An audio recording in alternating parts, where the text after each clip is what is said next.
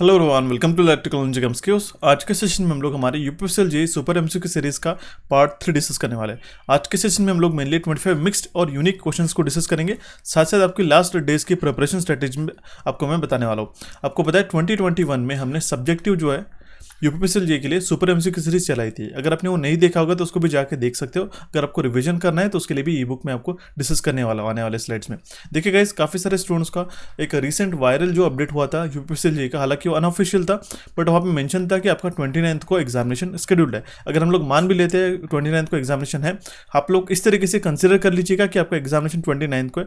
काफ़ी कबार most probable chances हो सकते हैं कि आपका एग्जामिनेशन उसी दिन शेड्यूल्ड हो, इसलिए 15 दिन में आपको इस तरीके से प्रिपेयर करना है। अगर आपको बफर टाइम आगे चल के मिलता है तो वो आपका एडिशनल टाइम रहेगा, लेकिन अगर हम लोग 15 दिन मान लेते हैं तो आपको इन 15 दिनों में अच्छी तरीके से प्रिपेयर करना होगा यूपीएसएल जेईई 2022 के लिए। काफ़ी इंपॉर्टेंट है और हम लोग इस तरीके से क्वेश्चंस को डिस्कस करेंगे जो एग्जामिनेशन में बनते हैं। इसलिए हमने इस 25 मिक्स और यूनिक एमसीक्यू क्वेश्चन की सीरीज को, सुपर एमसीक्यू सीरीज को लाया है। इसका ये पार्ट 3, पार्ट 2 और पार्ट 1 ऑलरेडी अपलोडेड है। आपको सारी चीज़ें और किस तरीके से आपको प्रिपेयर करना है, प्रिपरेशन स्ट्रैटेजी, सारी चीज़ें मैं आपको आज के सेशन में बताने वाला हूँ। उसके बाद हम लोग 25 मिक्स और यूनिक क्वेश्चंस को डिस्कस करेंगे with tables and important chart. काफ़ी इंपॉर्टेंट है गाइस, आपको इन 15 दिनों में अच्छी तरीके से प्रिपेयर करना है। ठीक है, जो भी सेशंस की रिक्वायरमेंट रहेगी मुझे आप प्लीज़ कम्युनिकेट करते चलिएगा। कोई भी आपको छोटी से छोटी भी रिक्वायरमेंट रहती है तो अगर आप मुझे बताते हो तो उसके अकॉर्डिंगली कलेक्टिवली मैं आपकी सेशंस के रिक्वेस्ट को लेते हुए, कंसिडर करते हुए मैं आपको सेशंस प्रोवाइड कराता हूँ। आपको तो ये चीज़ पता ही है। ठीक है, अभी हम लोग हमारे सेशन को शुरू करते हैं। एक चीज़ आपको बता दूँ कि इसका अगर आपने पार्ट 2 नहीं देखा होगा तो उसको भी जाके देख लीजिएगा। सारे लिंक्स जो है आपको डिस्क्रिप्शन बॉक्स में प्रोवाइड करा देता हूँ। जितने भी सेशंस में आपको बताता हूँ जो इंपॉर्टेंट है, आप सेशन देखने के बाद ये सारे चीज़ें जाके देख सकते हो। ये सेकंड सेशन जो है इसमें भी हमने इंपॉर्टेंट एमसीक्यूज को डिस्कस किया था। ये सिर्फ 25 क्वेश्चंस नहीं है, इसमें मैं जो आपको टेबल और चार्ट प्रोवाइड करता हूँ उससे आपको नंबर ऑफ क्वेश्चंस काफ़ी कबार एग्जामिनेशन में बनते हैं। ठीक है, तो इस सेशन को अभी जाके देखना होगा। साथ साथ बता दूँ यूपीएसएल जेईई में, ठीक है, अभी आपका एग्जामिनेशन आ चुका है। हर पेपर में, हर एक सेशन में मैंने, जैसे पेपर 1 है 7 तारीख को जो हुआ था, 7/9/2021 को 9 AM की शिफ्ट के, उसी तरीके से पेपर 2 7/9/2021 को 2 PM के शिफ्ट के साथ में जो 2:30 बजे की शिफ्ट थी। उसके बाद में पेपर 3 जो 8 तारीख को हुआ था 9 बजे, और जो पेपर 4 है 8 तारीख को 2 बजे हुआ था। ये चारों पेपर जो है मैंने ऑलरेडी अपलोड कर रखा है। काफ़ी सारे स्टूडेंट्स की रिक्वेस्ट थी इसके लिए। ठीक है, आपको बता दूं इसमें 150 अगर हम लोग 150 × 4 करते तो आपके अराउंड 600 क्वेश्चन, ठीक है, जो अभी रिसेंटली 2021 में कुछ ही महीनों पहले पूछे गए थे, ये आपके प्रिपेयर हो जाएगी। अगर आपने नहीं देखा होगा तो उसको भी जाके देखिएगा। मैं ये चीज़ रिपीटेडली इसीलिए बताता हूँ कि काफ़ी सारे स्टूडेंट्स हमें पर्टिकुलरली इंस्टाग्राम पे कम्युनिकेट करते हैं कि उनको ये सेशंस की लिंक नहीं मिलती है। तो मैं आपको फिर से बताना चाहता हूँ कि इसकी सारी लिंक मैं आपको डिस्क्रिप्शन बॉक्स में प्रोवाइड कर देता हूँ। इलेक्ट्रिकल इंजीनियरिंग एमसीक्यूज पे आप सारी चीज़ें सर्च भी करते हो तो भी आपको ये चीज़ें जल्दी से जल्दी मिल जाएंगी। तो ये चारों भी पेपर आपने नहीं देखा होगा तो उसको जाके क्विकली गो थ्रू कर लीजिएगा। डिटेल डिस्कशन मैंने किया है, जो भी करेक्टेड क्वेश्चन थे, इसके साथ में मैंने जो इंपॉर्टेंट अपडेट्स थी हर एक क्वेश्चन को रिलेटेड की किस तरीके से फ्रेमिंग किया गया है, बाकी सारी चीज़ें मैंने आपको बताई है। ठीक है, उसके बाद मैं आपको बता दूँ यूपीएसएल जेईई का जो हमने 2021 में सब्जेक्टिव सीरीज लाई थी, जिससे अब आप देख सकते हो सेशन नंबर 1 है। ऐसे हमारे पास में अराउंड 20 सेशंस है। ठीक है, जिसमें हमने बेसिक्स ऑफ इलेक्ट्रिकल मशीन्स हो गया, पावर ट्रांसमिशन हो गया, पावर सिस्टम्स हो गया, ये सारी चीज़ें जो है सब्जेक्टिवली ये मैंने आपको डिटेल में पढ़ाई थी गाइड। और इसमें जो है वो टेबल काफ़ी इंपॉर्टेंट है। अभी हम लोग रिपीटेडली वही सेम क्वेश्चन नहीं पढ़ सकते। ठीक है, क्योंकि मैंने ऑलरेडी उस चीज़ों के बारे में पढ़ा चुका हूँ और सिलेबस आपका सेम है। ठीक है, इसलिए 2021 के जो सीरीज़ है आपको 2022 में भी कैरी फॉरवर्ड करना पड़ेगा। इसको अगर आपने नहीं देखा होगा, कितने भी सारे स्टूडेंट्स हैं कि जिन्होंने यूपीएसएल जेईई 2021 में देख लिया था। ठीक है, अब उन्होंने ये सारी सीरीज कंटिन्यूसली फॉलो की थी, मुझे सारी चीज़ें पता है। ठीक है, अगर आपको रिवाइज करना है, ठीक है, अभी इन 15 दिनों में यही आपका स्ट्रैटेजी होना चाहिए कि किस तरीके से आप रिवीजन करते हो। ठीक है, तो आप इस रिवीजन करने के लिए जो हमारा ई बुक है 27 रुपीज़ में हमारे एप्लीकेशन के ऊपर ऑलरेडी अपलोड है। काफ़ी सारे स्टूडेंट ने इसको परचेस कर लिया था। आपको एक चीज़ बता दूं, इसको रिवीजन करना काफ़ी इंपॉर्टेंट है। जो मैंने आपको टेबल्स और चार्ट्स आपको प्रोवाइड किए थे, सो दैट आपको ये सारे सेशन जो है 2021 के लिए जो मैंने सुपर एमसीक्यू सीरीज लाई थी, इसको आपको रिवाइज नहीं करना पड़ेगा। अगर फर्स्ट टाइम देख रहे हो, मैं आपको अर्ज करूंगा कि इन 15 दिनों में जल्दी से जल्दी टाइम निकाल के आप एक काम कर सकते हो। इसकी जो स्पीड है ये 1.5x करके भी आप इस सारे सेशन को जाके देख सकते हो। काफ़ी इंपॉर्टेंट है। हर एक टॉपिक्स का आपका जो ओवरऑल बेसिक क्वेश्चन है वो आपके क्लियर हो जाएंगे। ठीक है, इसका ई बुक भी अपलोडेड है। नेक्स्ट आपको मैं बता दूँ कि हमारे एप्लीकेशन जो है, एप्लीकेशन एप्लीकेशन के ऊपर, that means electrical engineering MCQs और कोचिफाई के ऊपर आपको मैंने पीएलसी का जो सेशन है, पीएलसी का प्रोग्रामेबल लॉजिक कंट्रोलर का, जो आपको यूपीपीसीएल में काफ़ी इंपॉर्टेंट है, इसका मैंने एक 4-in-1 स्पेशल कोर्स जो है ऑलरेडी अपलोड करके रखा था। ठीक है, काफ़ी नॉमिनल प्राइस के ऊपर है। ठीक है, 60 रुपीज़ में आपको मिल जाएगा। काफ़ी सारे स्टूडेंट्स ये कोड लगाना भूल जाते हैं, मैं आपको बता दूँ, आप फ्लैट 40 कूपन अभी भी एप्लीकेबल है। आपके एग्जामिनेशन को ध्यान में रखते हुए इसको अप्लाई कीजिएगा। ये 1 ईयर का वैलिडिटी है। इसमें आपको basic electrical, network theorem, AC fundamental circuits and programmable logic control, ये तो काफ़ी इंपॉर्टेंट, इसमें मैंने टेबल्स और चार्ट प्रोवाइड किया, ये आप जाके देख लीजिएगा। उसके बाद मैंने अभी recently JE cracker crash course launch करके रखा है। ये भी आपका 1 ईयर वैलिडिटी के साथ में आता है। इसमें भी आप जेई 50 कोड लगा सकते हो। ठीक है, यहाँ पे फ्लैट 50 और यहाँ पे जेई 50 कोड लगा सकते हो। ये थोड़ा आपका काफ़ी इन डिटेल है। ट्रांसमिशन एंड डिस्ट्रीब्यूशन में इसमें मोस्ट ऑफ द टेबल्स और चार्ट इतने हमने इन डेप्थ आपको प्रोवाइड किया और प्रिसाइज कि आपको उससे ज़्यादा काफ़ी कबार एग्जामिनेशन नहीं पूछता है। ये आपकी हर एक एग्जामिनेशन के लिए काम है। अगर आपको एनएचपीसी के लिए भी प्रिपेयर कर रहे होगे, DSSS के लिए, RSMSS के लिए भी, तो भी आपको यूपीआरएमएल के लिए भी आपको ये काम में आने वाला है। ये दोनों भी कोर्सेज काफ़ी इंपॉर्टेंट है। ये तो हो गया हमारी टेक्निकल की बात, ये तो हमारे एप्लीकेशन के ऊपर अवेलेबल है। उसी के साथ आपको नॉन टेक्निकल को प्रिपेयर करना, ठीक है, वो भी काफ़ी इंपॉर्टेंट है। ठीक है, प्रीवियसली जो 2021 में हमने एक नॉन टेक्निकल का जनरल अवेयरनेस का ई बुक लॉन्च किया था, काफ़ी ह्यूज रिस्पांस मिला था गाइज। ठीक है, thank you for the same. ठीक है, इसमें static, history, polity, geography, general science, art and culture and sports का जनरल इंडियन जीके का कंप्लीट हमने नॉन टेक्निकल का ई बुक अपलोड कर दिया था। उसी का हमने एडवांस वर्जन जो है, ठीक है, वो नॉन टेक्निकल मैराथन 2022 में ये हमने अपलोड करके रखा है ई बुक के फॉर्म में। ये तो आप ई बुक जाके देख सकते हो हमारे कोचिफाई के एप्लीकेशन के ऊपर, और आपका सेकंड एडवांस वर्जन भी आपका ई बुक के फॉर्म में हमने अपलोड करके रखा है। इन दोनों सेशंस को जाके देखिएगा, आपका प्रिपरेशन हो जाएगा। अब रही बात, आपको मैं बता दूं हिंदी का, ठीक है, 10 मार्क्स का हिंदी में काफ़ी इंपॉर्टेंट आता है।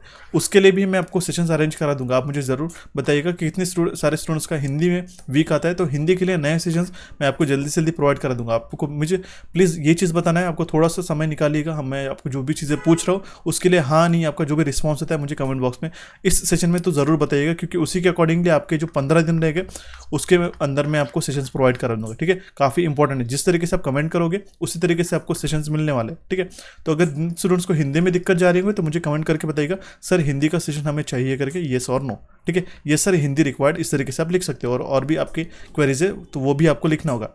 अब मैं आपको ये तो सारी चीज़ें होगी। ठीक है, अब देखिए इन 15 दिन में आपको क्या करना है। ठीक है, आपने अभी तक जो भी पढ़ लिया उसको सिर्फ रिवीजन करना है। ठीक है, इससे आपका क्या होगा कि आपके जो इंपॉर्टेंट कंटेंट है ओवरलुक आपका हो जाएगा, क्योंकि अगर आप इसमें नया टॉपिक पढ़ने चाहते हैं तो आपको काफ़ी दिक्कत देखने को मिल सकती है, क्योंकि आपको पता है यूपीपीसीएल जेईई काफ़ी फ्रिक्वेंटली फ्लक्चुएट करता है अपने क्वेश्चंस को लेके, काफ़ी बेसिक से फंडामेंटल क्वेश्चंस ला लेता है। इसीलिए आपको इतना टेंशन नहीं लेना है कि आपको न्यूमेरिकल सॉल्व करते बैठ रहे हो सर्किट्स के, इस तरीके से आपको अप्रोच नहीं लगाना है। ठीक है, एक ही दिन अगर आप नेटवर्क थ्योरम को लगाते बैठ रहे हो तो इसमें आपकी गलती हो जाती है। ठीक है, तो आपको बेसिक्स जो क्वेश्चन रहते हैं, हर अलग अलग टाइप के फंडामेंटल्स, हालांकि तो मैं आपको सेशन में प्रोवाइड करने वाला उसको अप्रोच लेना है। ठीक है, आपको ये सारी चीज़ें मैं आपको फिर से एक बार वीडियो को शुरू करिएगा, और फिर से जो भी मैंने आपको चीज़ें बताई उसको ध्यान से सुनिएगा। अगर आपका एग्जामिनेशन 29 को है तो आपका जो ये स्ट्रेटेजी होना चाहिए इन 15 दिनों के लिए। ठीक है, 15 दिन भी हम लोग नहीं कंसिडर कर सकते क्योंकि आज की 14 तारीख है। ठीक है, इन सारी चीज़ों का आप ध्यान में रख लीजिएगा और उसी के अकॉर्डिंगली आपका प्रिपरेशन जारी रखिएगा।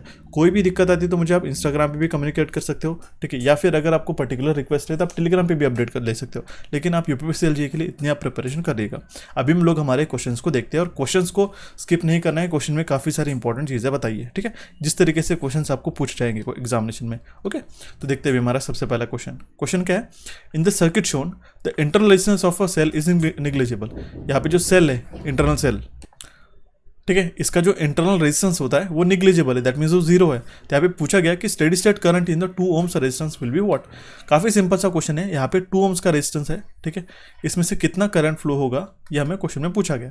ठीक है, अभी आपको देखना होगा कि यहाँ पे एक चीज़ नोटिस करते थे, यहाँ पे कैपेसिटेंस भी यहाँ पे 0.2 माइक्रोफेरेड का, बट यहाँ पे EMF जो है, ठीक है, यहाँ पे हमारे पास में 6 वोल्ट का डीसी बैटरी है। देखिए यहाँ पे बैटरी का कनेक्शन है, ये पॉजिटिव टर्मिनल हो गया और नेगेटिव टर्मिनल हो गया। ठीक है, ये बैटरी हमारे पास में कनेक्टेड है 6 वोल्ट का। तो हमें क्या पूछना है कि इस 2 ohms में से करंट फ्लो होगा, ये हमें पता करना है। काफ़ी सारे स्टूडेंट्स को इसमें दिक्कत जाती है, जो बेसिक्स फंडामेंटल में उनकी गलती हो जाती है कि इन कैपेसिटर को भी कंसिडर करके ये सारी चीज़ें कर लेते हैं। ठीक है, आपको बता दूँ कैपेसिटेंस में, अब देखिए यहाँ पे 0.2 माइक्रोफेरेड का कैपेसिटेंस है। ठीक है, तो जो रिएक्टेंस है कैपेसिटेंस का XC, ठीक है, जहाँ पे हमारा DC सोर्स जो है वो रहेगा और DC सोर्स हमारे पास अप्लीकेबल है, उस केस में ये इन्फिनिटी रहेगा। तो हम लोग क्या कर सकते हैं, इस कंप्लीटली लेग को इग्नोर कर सकते हैं। ठीक है, तो हमारे पास में क्या बचा, सिर्फ 2.8 ओम्स का रेजिस्टेंस और ये पैरेलल में 2 और 3 का कॉम्बिनेशन। तो हम लोग क्या करेंगे, 2 इंटू आर इक्विवेलेंट निकालेंगे इसका।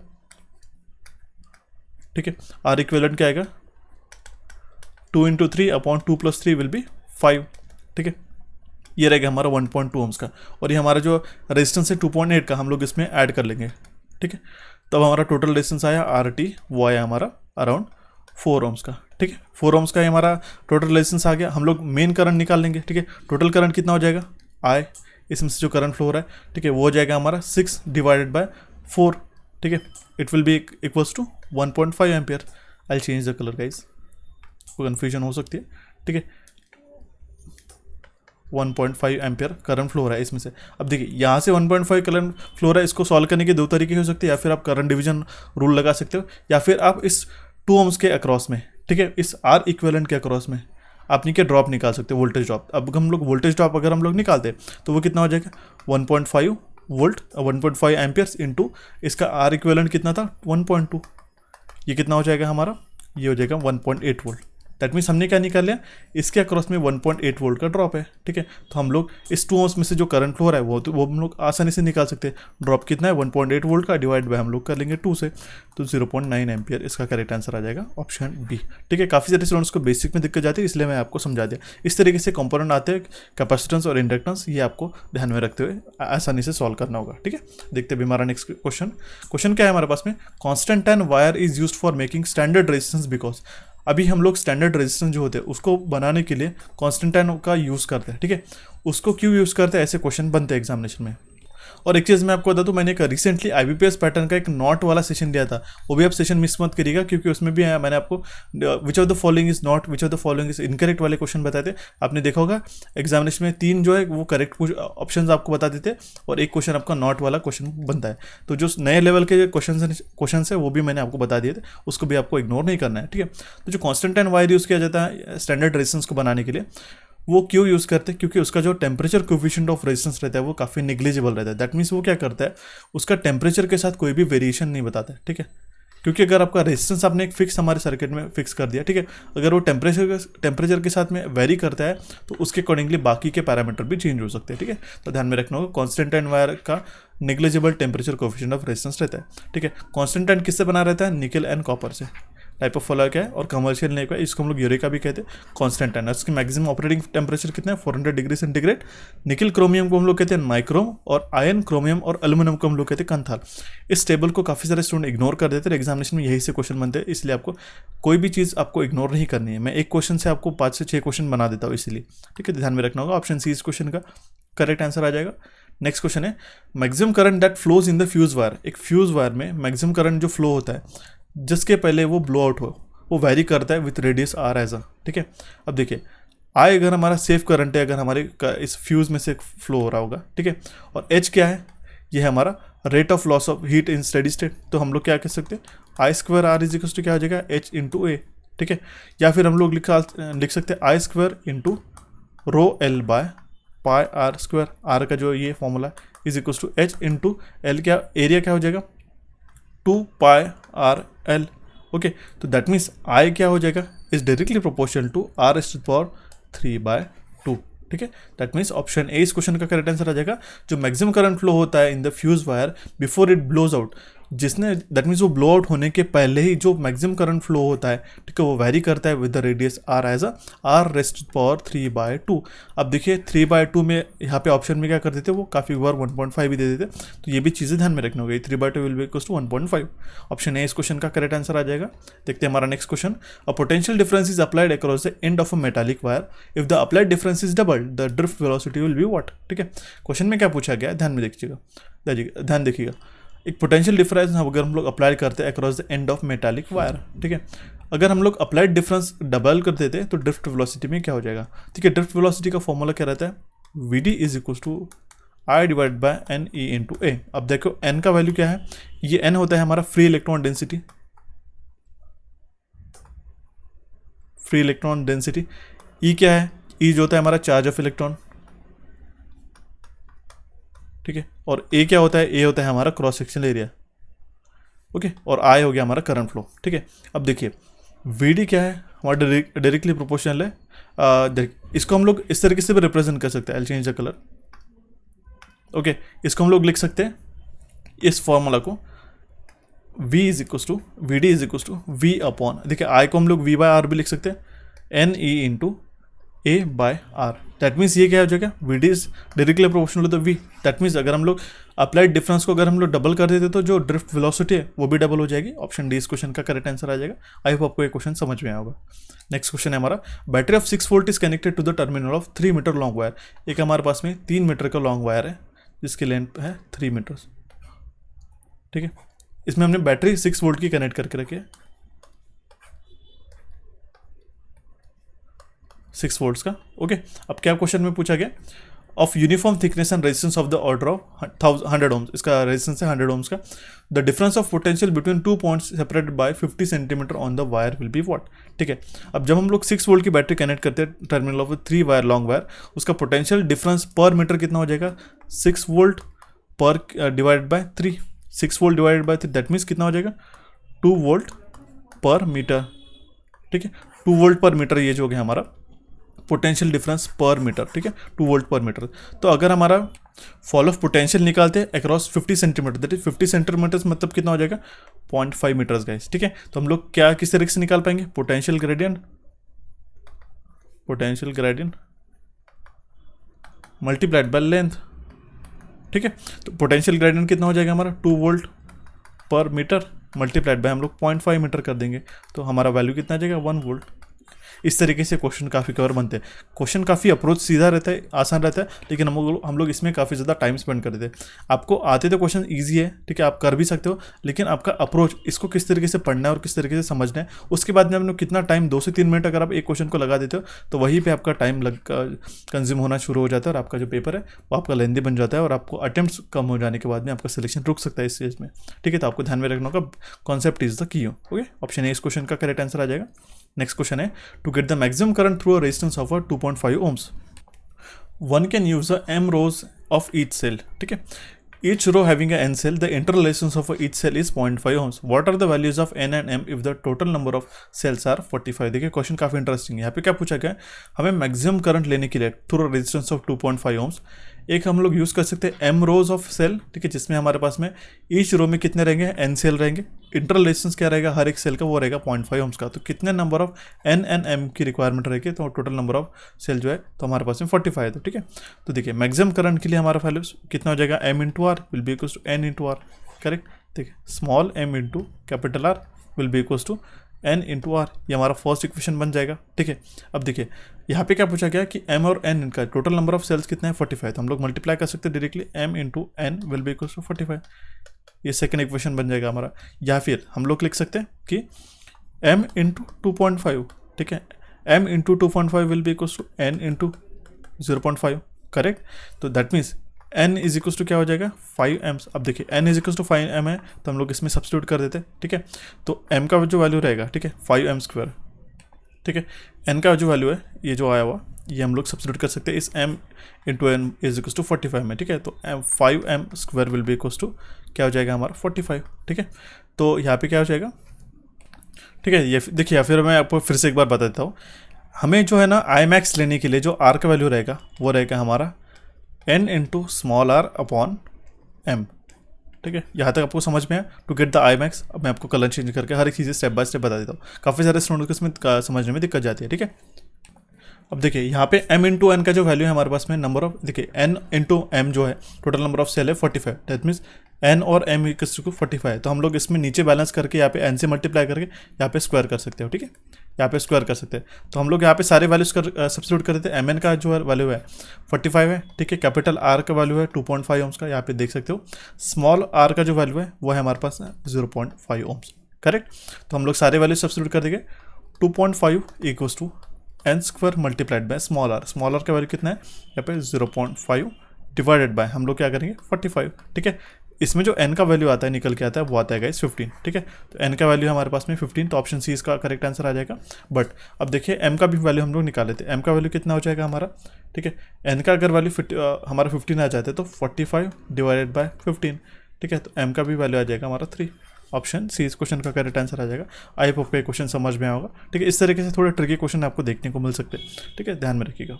नेक्स्ट क्वेश्चन है, दो हीटर है हमारे, दो हीटर वायर है इक्वल लेंथ के, first are connected in a series and then in a parallel. अब देखिए यहाँ पे एक ट्रिक होती है ऐसी एग्जामिनेशन में, काफ़ी सारे स्टूडेंट में इसी में फंस जाते हैं। मैं आपको तो बता दूं 90% स्टूडेंट को क्वेश्चन ये आता है, लेकिन इसके बावजूद भी इसको गलत करके मार्क कर गया था। 1/4 का 4/1 करके आता है। देखिए मैं किस तरीके से बताता हूँ, क्वेश्चन का फ्रेमिंग आपको समझने की कोशिश करिएगा।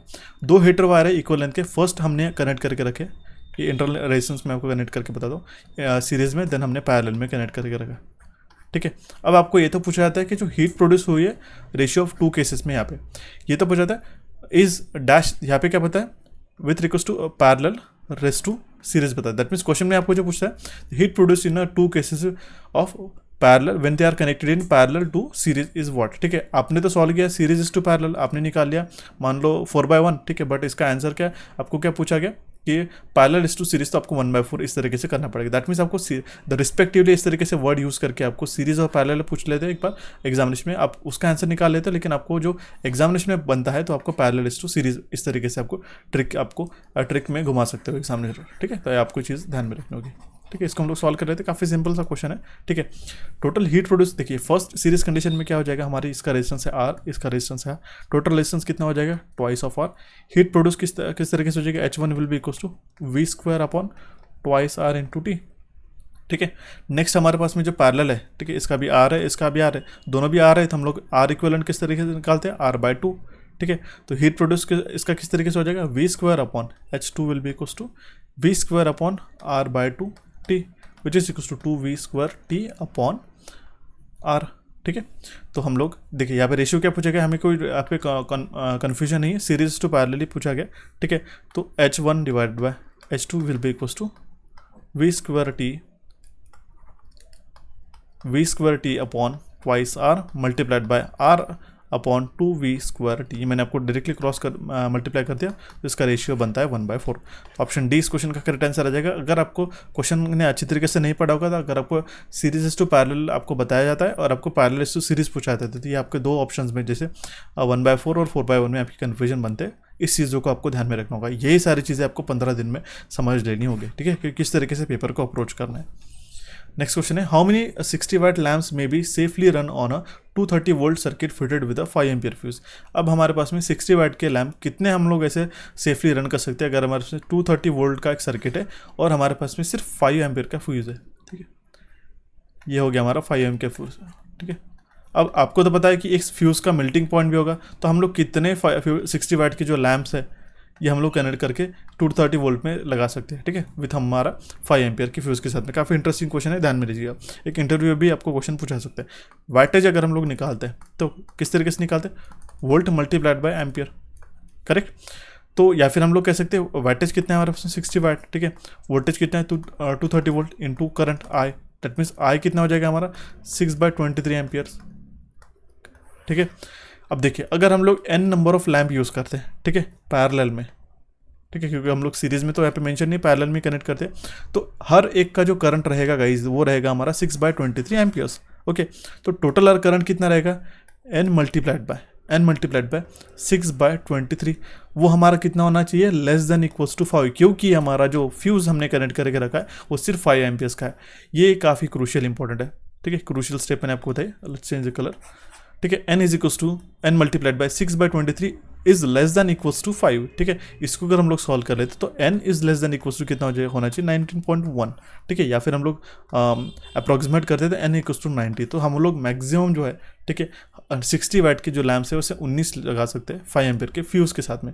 अगर फ्यूज़ का रेटिंग चेंज हो जाता है तो आपका जो n का वैल्यू है वो भी चेंज हो जाएगा, that means number of bulbs connected. ठीक है, तो ऑप्शन बी इस क्वेश्चन का करेक्ट आंसर आ जाएगा। इस तरीके से इंटरव्यू में भी आपको क्वेश्चन पूछा जा सकता है। ठीक है, हालांकि आपके सिर्फ एक बेसिक सा कॉन्सेप्ट है ओम्स लॉ का, बट आपको क्वेश्चन इस तरीके से पता होना काफ़ी इंपॉर्टेंट है। ठीक है, नेक्स्ट क्वेश्चन है, दो बल्ब है हमारे पास में जो ऑपरेट कर रहे हैं स्टैंडर्ड वोल्टेज 110 वोल्ट पे, इसका रेजिस्टेंस है वो रेशियो में 9:16 में। तो ratio brightness of the light ये क्या रहेगा, सीधा आप उल्टा कर लीजिएगा। ब्राइटनेस अगर आपको पूछा गया तो 16/9 हो जाएगा, क्योंकि आपको बता दूँ R1/R2 का रेशियो क्या है, वो है हमारा 9/16।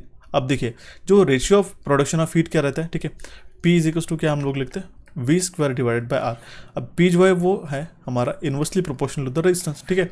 That means P1 bye P2 का जो रेशियो जो बन जाएगा, ठीक है, P1 बाय P2 का ये बनेगा हमारा R2 बाय R1 का, ठीक है, जो है हमारा 16/9। सिंपल है, ऑप्शन बी इस क्वेश्चन का करेक्ट आंसर आ जाएगा, ठीक है। देखते हैं अभी हमारा नेक्स्ट क्वेश्चन। और चार्ज डेंसिटी जो है लाइन चार्ज की वो एक्सप्रेस की जाती है इन टर्म्स ऑफ कूलम्स पर मीटर, ठीक है, कूलम पर मीटर। अब देखिए चार्ज डेंसिटी जो है वो लाइन चार्ज की पूछी गई है, ठीक है। अगर आपको पॉइंट चार्ज की पूछी जाती, ठीक है, ये लाइन चार्ज का जो हो गया, ठीक है, लाइन चार्ज का हो गया कूलम पर मीटर, ओके। सिर्फ कूलम अगर आपको पूछा जाता, ठीक है, अगर आपको पॉइंट चार्ज पूछा जाता तो उसका आंसर क्या रहता था कूलम्स में, ठीक है। सरफेस चार्ज डेंसिटी अगर आपको पूछी गई रहती तो उसका यूनिट क्या रहता था कूलम। देखिए सरफेस चार्ज डेंसिटी का कूलम पर मीटर स्क्वायर होता था, ठीक है। और कूलम पर मीटर क्यूब ये हो गया हमारा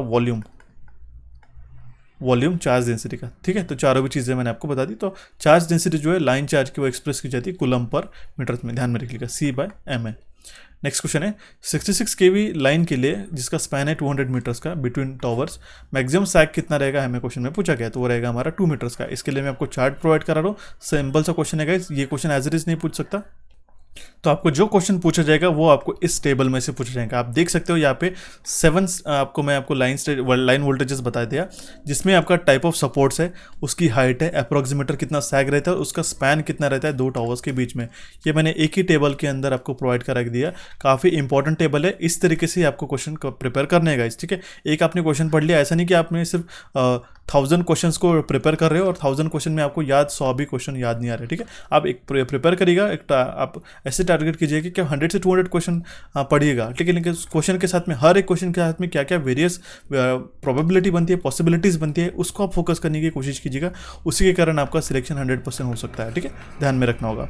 तो मैं आपको यही चीज़ समझाना हो कि अगर आपको ये टेबल अच्छी तरीके से समझ जाता है, आप ध्यान में रख सकते हैं कि जो लाइन वोल्टेज है 400 या फिर 300 वोल्ट, उस केस में हम लोग वुडन या फिर कॉन्क्रीट ट्यूबुलर ये सपोर्ट यूज़ करते हैं। 11 kV था हम लोग रेल या फिर ट्यूबुलर यूज़ करते हैं। 66 kV का हम लोग tower type of support use करते हैं। तो जो हाइट रहती है सपोर्ट की, ठीक है, हाइट यहाँ पे पूछी गई है, ठीक है, 20 से 25 मीटर तक की रहती है। सैग कितना रहता है 2 से 3 मीटर का, अप्रॉक्सीमेट उसके स्पैन कितना रहती है। 3 चीज़ें हैं यहाँ पे, एक टावर हो गया हमारा, इसकी हाइट, ठीक है, उसका सैग कितना है, ठीक है, सैग कितना है, और दूसरी चीज़ है उसका स्पैन कितना है, ठीक है। तीनों भी चीज़ें आपको पता होनी चाहिए आपके हर एक लाइन वोल्टेजेस के लिए, ठीक है। मैंने आपको इस क्वेश्चन का करेक्ट आंसर मेंशन करके रखा है, आपको ये टेबल अच्छी तरीके से पढ़ लेना होगा, करेक्ट। नेक्स्ट क्वेश्चन है हमारा वायरिंग सिस्टम। अब ये काफ़ी इंपॉर्टेंट है, यूपीपीसीएल जे में ये बनता ही है। Wiring system used for temporary purpose, temporary purpose के लिए हम लोग इसमें से कौन सा वायरिंग सिस्टम यूज़ करते हैं, तो क्लट वायरिंग यूज़ करते हैं, ठीक है। ऑप्शन सी इस क्वेश्चन का करेक्ट आंसर आ जाएगा। ये तो हमने डिस्कस कर लिया कि टेम्पररी पर्पस जो है हम लोग, तो जो हमारा क्लट वायरिंग है हम लोग टेम्परेरी पर्पस के लिए यूज़ करते थे, इसलिए करेक्ट आंसर आ जाएगा ऑप्शन सी। अब इसके साथ मैं आपको बता दूं, एक टेबल मैंने आपके लिए प्रिपेयर किया, काफ़ी इंपॉर्टेंट है, जिसमें आपको एक इंडेक्स मैंने मेंशन करके रखा है और वेरियस हमारे पास में टाइप ऑफ वायरिंग है, जैसे क्लट वायरिंग हो गया, ओके, वुडन केसिंग केपिंग वायरिंग हो गया, TRS वायरिंग हो गया, लीड शीथेड वायरिंग हो गया और कंड्यूट वायरिंग हो गया। इसमें हमारे पास में कौन से मटेरियल यूज़ करते हैं क्लट वायरिंग में, इसकी कॉस्ट क्या रहती है, इसकी ड्यूरेबिलिटी क्या है, अपीयरेंस। अब आपको अपीयरेंस में क्वेश्चन बन सकता है कि अपीयरेंस के बदले आपको एस्थेटिक्स, आपको ऐसा रहेगा कि which of the following wiring system has the better aesthetics. Aesthetics मतलब कितना अच्छी तरीके से वो दिखता है, एक आर्किटेक्चर के लैंग्वेज में एस्थेटिक्स वर्ड यूज़ किया है। तो यहाँ पे मैंने अपीयरेंस मेंशन करके रखा है। तो सबसे अच्छा एस्थेटिक रहता है कंड्यूट वायरिंग, क्योंकि वो इंटरनल रहती है, हमें दिखाई नहीं देती है। अब इसमें इंपॉर्टेंट चीज़ है कि आपको वोल्टेज, ठीक है, कौन से वोल्टेज के लिए कौन सी वायरिंग यूज़ करते हैं, ये टेबल में मैंने मेंशन करके रखा, और इसके एप्लीकेशन पे ही क्वेश्चन बनता है। एप्लीकेशन क्वेश्चन अपीयरेंस के ऊपर कौन से मटेरियल यूज़ किया जाता है। हालांकि कंप्लीट टेबल ही इंपॉर्टेंट है, तो इसको अच्छी तरीके से पढ़ लेना, पॉज करके गाइस, काफ़ी इंपॉर्टेंट है। हम लोग अभी हमारे नेक्स्ट क्वेश्चन की ओर आगे बढ़ते हैं, ठीक है। एक क्वेश्चन है हमारे पास में, एक इलिमिनेशन का क्वेश्चन है, थोड़ा सा डिटेल क्वेश्चन है, ध्यान में रख लीजिएगा। एक वर्कशॉप मेजर करता है, ठीक है, 10 मीटर बाय 20 मीटर्स का, उसकी 15 उसके अंदर लैंप्स लगाए हैं, ठीक है, 10 मीटर्स बाय 20 मीटर का, ठीक है। इसमें हमने 15 लैंप्स लगाए, ठीक है, जो ईच रेटेड है 200 वाट्स के, और इसकी एफिशिएंसी 15 ल्यूमेन पर वाट की। 200 वाट का एक बल्ब है, ठीक है, 10 बाय 20 मीटर की हमारी, देखिए 10 मीटर्स बाय 20 मीटर्स का इसका जो रूम है हमारे पास में, 15 हमारा इसके अंदर लैंप्स कनेक्टेड है, ठीक है। डिप्रिसिएशन फैक्टर है 1.5 का, और कोएफिशिएंट ऑफ यूटिलाइजेशन है 0.5 का। हमें डायरेक्टली पूछा गया illumination on the working plane, ठीक है। एरिया हम लोग निकाल पाएंगे, एरिया कितना हो जाएगा इसका 200 मीटर स्क्वायर, क्योंकि सिंपल है, लेंथ इंटू ब्रेथ। ओके, और नंबर ऑफ लैम्प्स कितने हमारे पास में 15, एफिशिएंसी भी है, डेप्रिसिएशन फैक्टर भी है। तो जो ल्यूमेंस रीच कर रहे हैं वर्किंग प्लेन में, तो हम लोग किस तरीके से निकाल पाएंगे, नंबर ऑफ लैम्प मल्टीप्लाई करेंगे हम लोग उसके वाटेज से, मल्टीप्लाई करेंगे इफिशिएंसी से, और मल्टीप्लाई करेंगे यूटिलाइजेशन फैक्टर से, और डिवाइड करेंगे हम लोग डेप्रिसिएशन फैक्टर से। करेक्ट, तो ध्यान में रखिएगा। इस केस में हमारे पास में नंबर ऑफ लैम्प कितने कनेक्टेड है, आई चेंज द कलर गाइस। ठीक है, वह है हमारे पास में 15। कितना वाट है, 200 वाट का। ठीक है, एफिशिएंसी कितना है इसका, 15 ल्यूमेन पर वाट है। मल्टीप्लाई करेंगे हमारे पास में यूटिलाइजेशन फैक्टर का, वो है हमारे पास में 0.5। ठीक है, डिवाइड करेंगे डेप्रिसिएशन फैक्टर से। ठीक है, ये हम लोग 5 का वैल्यू निकाल रहे हैं, यह आ जाएगा हमारा 1.5। तो इसका जो वैल्यू आता है वो आता है 15,000 ल्यूमेन। ये 15,000 ल्यूमेन, ये हमारा करेक्ट आंसर नहीं है हमारे पास। ये सिर्फ हमने निकाल लिया कि number of lumens reaching the working plane. ठीक है, अब हमें क्या निकाला है कि इल्यूमिनेशन निकालना है। ठीक है, इल्यूमिनेशन निकालने के लिए हम लोग क्या करेंगे, इसका मैंने सेशन ऑलरेडी बता चुका हूँ मैं गाइस। E इक्वल्स टू क्या हो जाएगा, 5/A।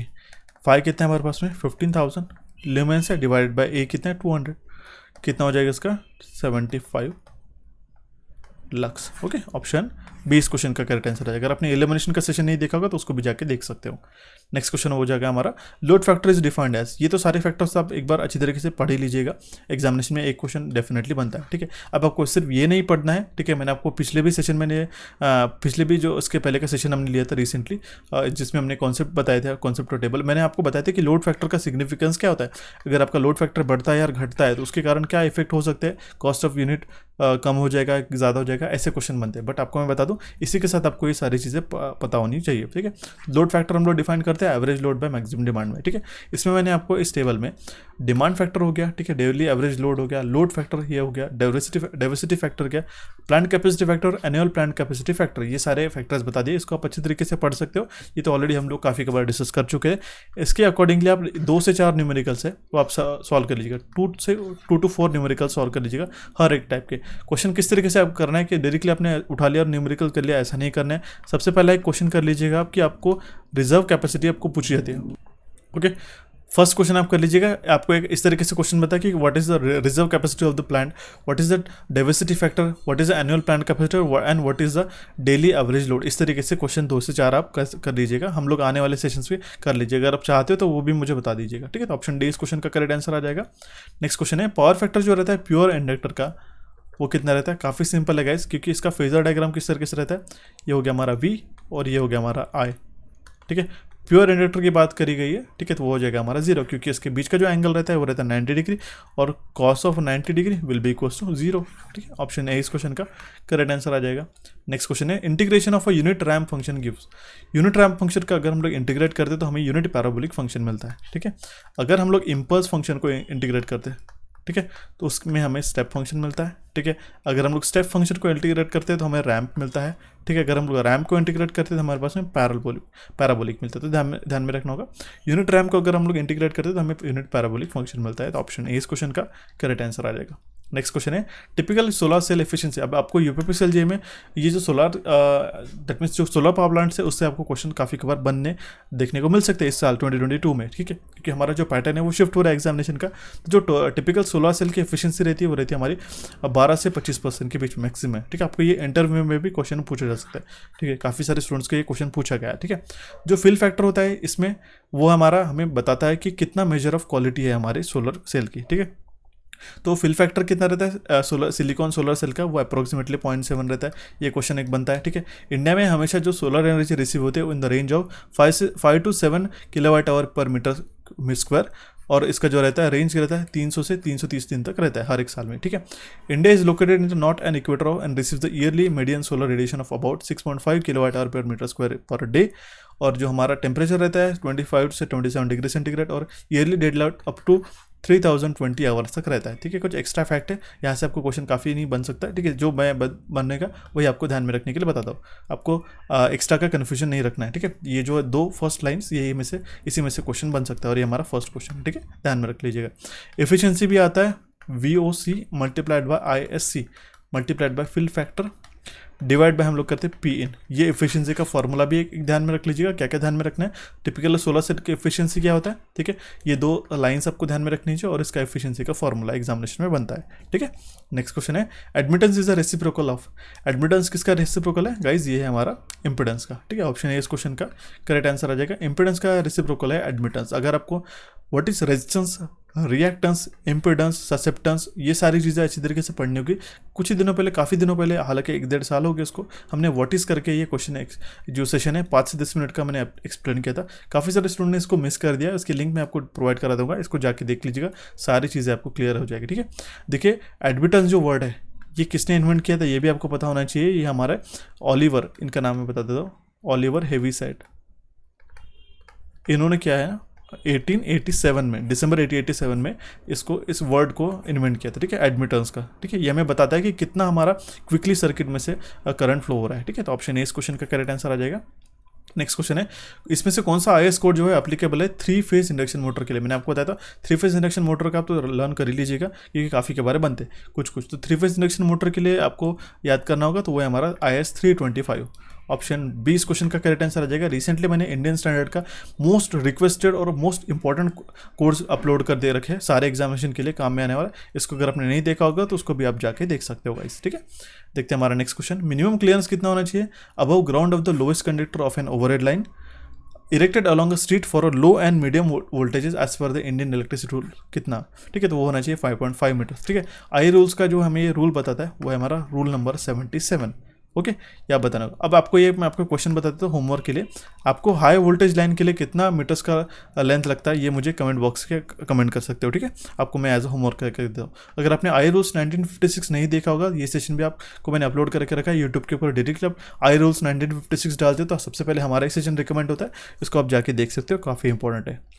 नेक्स्ट क्वेश्चन है, विजिबल स्पेक्ट्रम में जो कलर है उसका सबसे शॉर्टेस्ट वेवलेंथ रहता है, या फिर अगर आपको शॉर्टेस्ट वेवलेंथ नहीं पूछा गया तो हाईएस्ट फ्रीक्वेंसी पूछा जा सकता है, ठीक है। तो शॉर्टेस्ट वेवलेंथ मतलब होता है हाईएस्ट फ्रीक्वेंसी, तो इसमें आपको कन्फ्यूजन नहीं होना है, ये आपको सारी चीज़ें अभी से बता दे रहा हूँ, सो दैट आप एग्जामिनेशन में इस तरीके से गलतियाँ नहीं करो, ठीक है। तो विजिबल स्पेक्ट्रम में सबसे लोवेस्ट शॉर्टेस्ट, जो सबसे शॉर्टेस्ट वेवलेंथ रहता है वो रहता है वायलेट कलर का गाइस, यहाँ पे आप देख सकते हो, वायलेट कलर का सबसे शॉर्टेस्ट हमारा वेवलेंथ रहता है और उसकी सबसे हाईएस्ट फ्रीक्वेंसी भी रहती है, ठीक है। और सबसे हाईएस्ट लॉन्गेस्ट वेवलेंथ रहेगा हमारा रेड कलर का और उसकी लोएस्ट फ्रीक्वेंसी भी रहेगी। तो ऑप्शन डी इस क्वेश्चन का करेक्ट आंसर आ जाएगा, इस केस में ध्यान में रखना होगा, करेक्ट। और आपको इसी तरीके से VIBGYOR, V violet, blue, green, yellow, orange, red, ये सीक्वेंस आपको ध्यान में रखना होगा, ओके।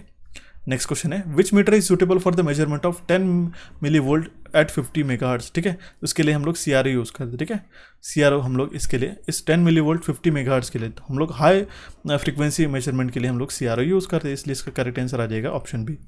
नेक्स्ट क्वेश्चन है, अभी मैच द लिस्ट करना है, ठीक है। यहाँ पे हमारे पास में लिस्ट 1 और लिस्ट 2 है, यहाँ पे हमारे पास में सिम्बॉल्स और यहाँ पे हमारे पास में पावर सेमीकंडक्टर डायोड्स है, ठीक है, डिवाइसेस है। GTO हो गया हमारा, थेरिस्टर, मॉसफेट, SIT क्या है हमारा, स्टैटिक इंडक्शन ट्रांजिस्टर, ठीक है।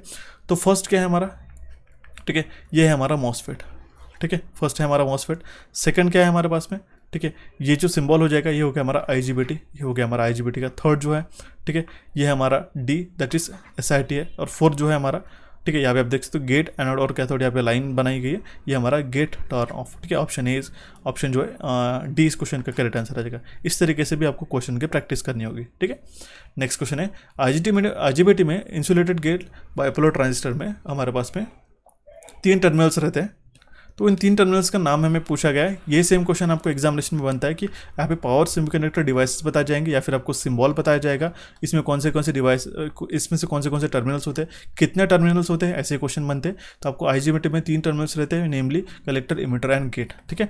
मॉसफेट, IGBT और फेट के जो सिंबल का एक मैंने एक स्क्रीनशॉट है, ठीक है, जो मैंने आपके लिए सेशन ये स्लाइड बनाई थी, ठीक है, मैंने ऑलरेडी अपलोड कर दी हमारे इंस्टाग्राम पेज के ऊपर, उसको भी जाके फॉलो कीजिएगा, वहाँ पे आपको देखने को मिलेगी। हालांकि अभी आपको इसमें जूम इन करना पड़ेगा इसको डिटेल में देखने के लिए, लेकिन आप वहाँ पे काफ़ी हाई रेजोल्यूशन HD इमेज जो है आपको देखने को मिलेगी, इससे आपको पता कर सकते हैं। इसको मैंने ऑलरेडी आई गेस टेलीग्राम पे भी अपलोड करके रखा है हमारे, और वहाँ पे भी आप जाके देख सकते हो, ठीक है।